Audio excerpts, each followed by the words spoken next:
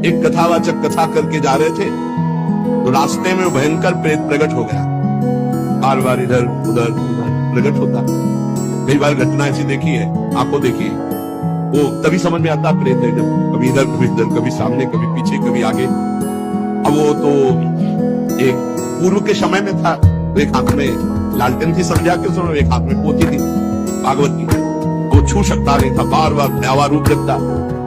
उन्होंने कहा कि हमें लग गया है पता कि आप अधोगति को प्राप्त कोई जीव हो, प्रेत योनि को प्राप्त हो, थोड़ा तो डर लग रहा है हमें, पर हमें तुम छू नहीं सकते हो क्योंकि मैं नाम जपता हूं, मेरे साथ भागवत में। प्रेत ने आए समीप आकर कहा कि डर नहीं लग रहा तो अब मैं तुमसे बात करता हूं, मैं तुम्हें तंग करने नहीं आया। और रोने लगा, मैं अपना उद्धार कराने आया हूं। तुम पिता के समान हो, जो नाम जप करता है, भगवत चर्चा करता है, वो सारे चराचर को पुत्र के समान प्यार करता है। मैं भी तो आपका पुत्र हूं, मैं दुर्गति को प्राप्त हो गया हूं। आज तक मुझे ऐसा कोई दिखाई नहीं दिया जिससे मेरा कल्याण होता, आज आप दिखाई दिए जिससे मेरा कल्याण होगा।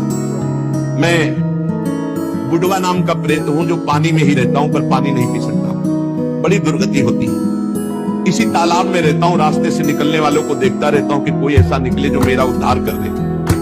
मैंने कभी किसी का प्रेत योनि में कुछ नहीं बिगाड़ा है, परंतु अब मेरा चैन हट गया है, अब बहुत पिता बहुत कष्ट हो रहा है।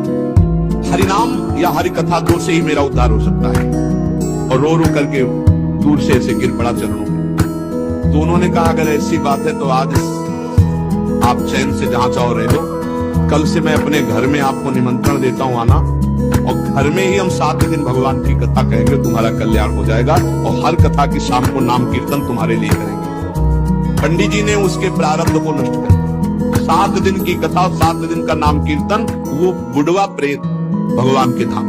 भगवान का नाम और भगवान की कथा ही नारकी योनियों से बचा सकती है। इसलिए सबसे प्रार्थना है जितना बने राम कृष्ण हरि जपो, राधा राधा जपो। जहां कहीं भगवान की कथा सुनने को मिले विशुद्ध, वहां कथा सुनो। अगर बन जाए तो दूसरे का हित करना, कभी पाप मत करना, क्योंकि ये पाप निश्चित भोगना पड़ता है, बड़े बड़ों को भोगना पड़ता है।